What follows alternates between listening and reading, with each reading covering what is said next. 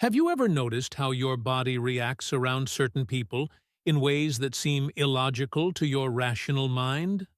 That strange heaviness in your stomach, the subtle tightening in your chest, or the sudden sense of restlessness that appears for no clear reason? Almost like your body is trying to whisper a truth your mind is not ready to hear. According to Sigmund Freud, our unconscious mind is not silent. It doesn't operate under logic or reason. It expresses itself through sensations, through instincts, through reactions we often dismiss as mere discomfort or fatigue. But Freud's theory of the unconscious teaches us that everything repressed, every truth denied, returns to us. Not always as memory, but often as bodily symptoms, behaviors, or intense emotional responses that don't match the moment. And that's when you begin to understand. Maybe the universe isn't speaking to you from the outside. Maybe it's screaming from within. Freud explained that the unconscious mind has no sense of time, no moral compass, and no language as we know it. It speaks in symbols, in reactions, in physical manifestations. So when you find yourself around someone who seems to unsettle you for no obvious reason, when the tension appears in your back, your shoulders, your throat, what you are experiencing is not random. It is the unconscious delivering a message you are too defended to hear consciously. The universe, in this Freudian view, is not some external mystical force. It is the field through which your unconscious attempts to restore psychic balance. If a person's presence repeatedly activates unease, fear, or confusion in your body, that is not your imagination. That is your psyche signaling that something is misaligned. Freud would call this a psychic conflict, the clash between your inner desires and the external reality you are trying to force into place. Let's talk about the stomach, the second brain, as modern science calls it. But long before that, Freud already understood its symbolic weight. The stomach is the center where repressed emotions often emerge. That nauseous feeling you get when you're next to someone who says all the right things but feels emotionally wrong? That's not a coincidence. That's your body reacting to the incongruence between what's being said and what's truly felt. You don't always need a dramatic betrayal or obvious toxicity to feel that something's off. The unconscious is much faster than the conscious mind. It picks up on micro-expressions, inconsistencies, tones of voice, subtle power imbalances. And when your psyche senses a threat, however quiet or socially acceptable, it begins to sound the alarm through your body. You might call it anxiety, stress, or even overthinking. But from a Freudian perspective, this is your unconscious working overtime to protect you from repeating an emotional wound you haven't fully processed yet.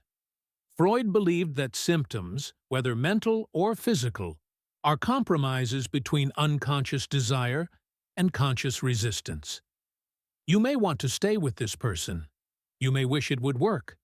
You may hope that things will change. But beneath that hope lies another layer, a deeper recognition that something feels inherently unsafe, imbalanced, or simply wrong. That recognition, when not acknowledged, doesn't disappear. It descends. It roots itself in your body. And the longer you ignore it, the louder it gets. That tension in your jaw, that shallow breath, that strange feeling of disconnection even when you're sitting right next to them. These are not inconveniences. They are messages. Messages that your psyche is no longer willing to silence just so your ego can keep pretending everything is fine. Now look at how your body holds itself when you're with this person. Are your shoulders relaxed or always hunched? Is your breathing slow and steady or quick and clipped? Are your hands calm or clenched into fists without your awareness? Freud would say your ego is under siege. It's trying to manage the conflict between your ID, your instincts, your need for honesty, for freedom, and your superego, your internalized ideals, your fear of hurting others, your moral obligations. And that war creates muscle tension, headaches, stomach pain, insomnia. Why? Because you're not living your truth. You're enduring something you no longer believe in. But rather than admit that to yourself, you tell a different story, that you're tired, overworked, maybe just sensitive. But what if the real story is that your soul is tired of pretending? That your unconscious has already decided, and your body is trying to catch up? This is why, from a Freudian lens, the signs that the universe doesn't want you to be with someone are not external. They are embodied. They live in your skin, in your muscles, in your nervous system. And ignoring these signs doesn't silence them. It amplifies them. Your unconscious is relentless. If you don't hear its whispers, it will start to scream. Not through mystical coincidences or spiritual metaphors, but through anxiety, physical illness, emotional withdrawal, and in the most extreme cases, full psychic collapse. Freud warned us, what you deny controls you. What you repress returns. So if you're feeling drained, tense, uncertain, and your body is responding as if it's under threat every time you're near someone, you need to listen. Because your unconscious already knows what your conscious mind is afraid to accept. Freud once observed that we are never so defenseless against suffering as when we love. And this vulnerability becomes even more destructive when love is not mutual, not honest, not aligned with who we are at the core. The unconscious doesn't care about the masks we wear or the justifications we give to ourselves and others. It only responds to truth, whether we accept it or not. That's why, when you stay in a relationship that deep down your psyche has already rejected, you begin to experience what Freud would call a disruption of the psychic economy. You spend more energy maintaining the illusion than living the reality. You begin to feel depleted, not just tired, but spiritually and emotionally starved. You're no longer experiencing joy in connection. You're surviving it. And the worst part is, you may not even know why. Because repression doesn't speak in full sentences. It speaks in tension, in numbness, in emotional exhaustion that seems to have no clear cause, until you look at who you become when you're with them. The second sign the unconscious sends, when you persist in a misaligned connection, is this growing disconnect from yourself. Freud argued that repression causes a fragmentation of the self, what he called ego splitting. One part of you says, "It's okay, we'll work it out," while the other silently screams, "You're not happy." This split creates inner noise. You begin to lose track of your needs. You say yes when you mean no. You accommodate the other person's moods, desires, and expectations to the point where you no longer recognize your own. You sacrifice your solitude, your hobbies, your friendships, all in service of something that is clearly draining your life force. And as Freud described, the more you repress your internal conflict, the more it starts to seep out in indirect ways. Passive-aggressive behavior, mood swings, inexplicable irritation. You think you're being understanding and patient, but your unconscious is fighting to reassemble the pieces of yourself that you're slowly giving away. Now let's talk about doubt, persistent, creeping doubt. Freud considered doubt a symptom of internal conflict between competing desires. When you're with the right person, doubt isn't constant. There's trust, flow, calm. But in an unaligned relationship, doubt becomes a permanent houseguest. You question everything, your feelings, their intentions, the future, the past. You try to read between the lines of every word, every silence. You look for signs that maybe you're wrong, Maybe it's not that bad. But deep down, you know it is. You know the connection isn't nurturing you. Freud would say, this is the ego's attempt to mediate between the unacceptable truths of the id and the rigid commands of the superego. And this mediation costs energy. It drains you mentally, emotionally, and even physically. Because you are working overtime trying to make sense of something that at its core doesn't align. And no amount of positive thinking can overwrite what the body and soul already know. Another devastating sign is emotional self-abandonment. Slowly, you stop caring for yourself the way you used to. You forget your rituals, morning walks, music, reading, journaling. You stop reaching out to friends. You isolate, not because you're happier alone, but because it's exhausting to pretend you're okay when you're not. Freud saw this as a collapse of the ego's executive function, the part of the mind responsible for balance, judgment, and self-care. When the ego is overwhelmed by emotional stress it cannot resolve, it starts to shut down non-essential operations. You might start skipping meals, ignoring your body's signals, neglecting your emotional hygiene. And here's the paradox. The more you suffer, the more you cling to the source of your suffering. Why? Because the unconscious hopes that, by enduring the pain, it might finally earn the love it has always been denied. But that's a childhood wound talking.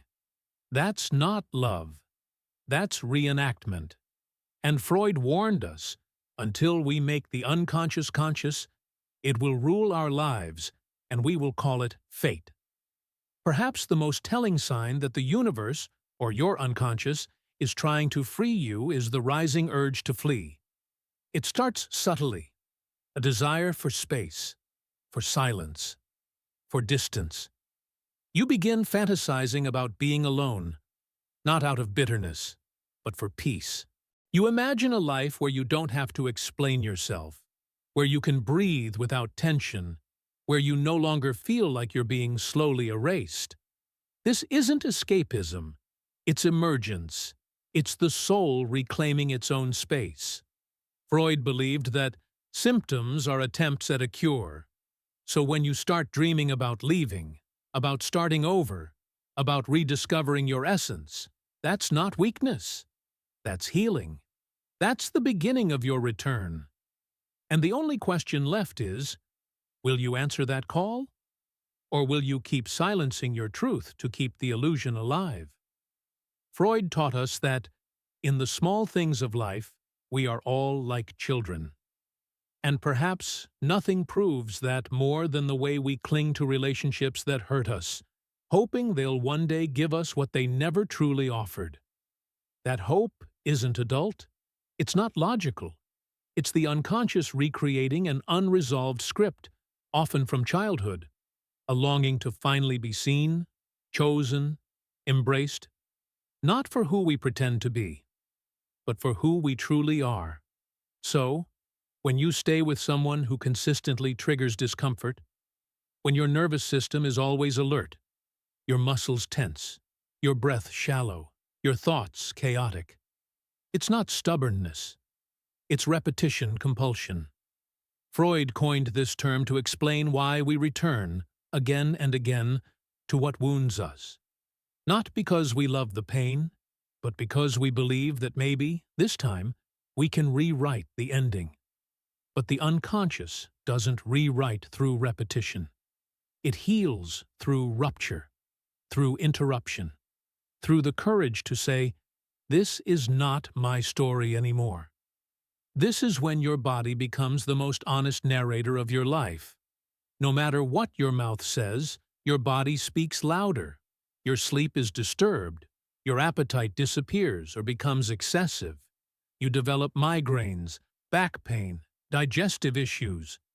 These aren't just medical conditions. They're expressions of emotional truths. Freud emphasized the psychosomatic nature of suffering. The mind and body are not separate entities. They are mirrors. And when the unconscious finds no symbolic outlet, it invades the physical realm. Every ignored feeling eventually finds a place in the body. Every silenced truth becomes tension. And when you stay in a relationship that denies who you are, the body slowly begins to reject the life you are forcing yourself to live. You may even begin to experience panic attacks, episodes where the repressed surges up in uncontrollable waves. It is not weakness. It is the psyche refusing to die quietly. There's also the phenomenon Freud would describe as ego diminishment, when your sense of self begins to erode under the constant pressure to adapt. You stop speaking up. You apologize for things you didn't do. You anticipate conflict before it arises. You become smaller, quieter, less visible. Not because that's who you are, but because that's who you have to become to keep the relationship peaceful. And this erosion is subtle. At first, it feels like compromise, like sacrifice. But slowly, it becomes self-betrayal. And that betrayal is often so internalized that you begin to believe it's your fault. Freud would call this internalized guilt, a powerful and destructive force that convinces you that your suffering is deserved, that your silence is maturity, that your anxiety is a personal flaw, not a signal. But anxiety, especially chronic anxiety in a specific relationship, is always a signal. It means the self and the situation are no longer in harmony. And perhaps this is the cruelest irony, that we stay not because it's working, but because we're afraid to face what leaving might say about us. Freud believed that identity is fluid, not fixed, that we are constantly shaping ourselves around the forces, internal and external, that press against us. So what happens when the person pressing against you is the one you love? You shape yourself into something unrecognizable. You become more about their needs, their moods, their fears than your own. You begin to vanish. And the universe, which in this context is your deepest unconscious drive toward authenticity, begins to resist. It resists through burnout, through sadness without cause, through a craving for solitude that feels like a lifeline, not a withdrawal. You want to be alone, not to escape love, but to escape the distortion of love that you've come to accept as normal. And that is not loneliness. That is awakening. So if lately you've been feeling that something is off, not in dramatic ways, but in quiet, persistent waves, listen. Your body is speaking. Your soul is stirring. Your unconscious is doing everything it can to stop you from repeating a story that doesn't belong to you anymore. And the universe, far from punishing you, is offering you an exit. Not through force, but through fatigue. Not through destruction, but through discomfort. That knot in your stomach, the sleepless nights, the ache in your chest. That is your inner life trying to pull you back to yourself. Freud reminded us, we choose not randomly each other. We meet only those who already exist in our unconscious. And sometimes, meeting them was not meant to be permanent. Sometimes, it was meant to show you what still needs to be healed in you. Freud said that we are made of flesh, but we must live as if we were made of iron. And perhaps that is what it feels like. At the end of a relationship, your soul has long outgrown. The exhaustion of holding together something that has already collapsed internally. You no longer cry about it. You no longer argue. You simply exist in it, like someone staying in a house where the lights have gone out. You go through the motions. You speak, but your voice has no weight. You touch, but there is no feeling. And yet, you stay. Why? Because the fear of the unknown often outweighs the pain of the known. Freud called this the secondary gain of suffering, when we unconsciously choose familiar discomfort over the anxiety of freedom. And the longer you ignore that silent truth pulsing inside of you, the more the unconscious rebels, until everything becomes heavy. The days, the nights, the very act of staying becomes unbearable. This is when the universe begins to orchestrate small exits, opportunities to be alone, sudden emotional distance, a shift in your routine. These aren't accidents. These are psychological windows opening, gently inviting you to breathe again. And if you pay close attention, you'll notice the longing to reconnect with yourself starts to outweigh the fear of being without them. You fantasize not about someone else, but about being with yourself, about walking freely, laughing spontaneously, living without permission. This isn't selfishness, it's individuation. It's exactly what Freud described as the path of becoming whole, of no longer needing external validation to feel alive. You begin to realize that you can't keep sacrificing yourself on the altar of someone else's potential. That love, if it costs you your sanity, is not love, it's addiction. And healing from it means reclaiming your time, your body, your truth. There comes a moment, a quiet, unremarkable moment, when you feel the shift. You no longer hope they'll change. You no longer need closure. You no longer make excuses for how you've been treated. Instead, you start rebuilding. Silently, deliberately. You return to old passions. You reconnect with forgotten parts of yourself. You stop waiting. And in that stillness, a new kind of love emerges. Not from someone else, but from within. Freud taught that true healing only begins when the repressed becomes conscious. And this is that moment, when you see it all clearly, not as a tragedy, but as a necessary evolution. That person didn't ruin you. They revealed what still needed attention inside of you. They were the mirror, not the destination. And now that you've seen yourself, really seen yourself, you can no longer go back to sleep. So what does it look like when the universe doesn't want you to be with someone? It looks like tension that won't leave your shoulders. It looks like silence that feels louder than any argument. It looks like shrinking in the name of peace. It looks like lying to yourself in the mirror just to get through the day. But most of all, it feels like forgetting who you are. And when you start remembering, when your energy slowly returns, when your laughter starts to sound like your own again, that's when you know you've answered the call. You've honored the whisper that began as discomfort and ended as liberation. Freud once wrote, "Out of your vulnerabilities will come your strength." And maybe that's the greatest truth of all, that the very pain that broke you was also the gateway back to yourself, that the relationship you had to leave was the lesson you had to learn, and that your body, your unconscious, your spirit, they were never against you. They were simply trying to lead you home.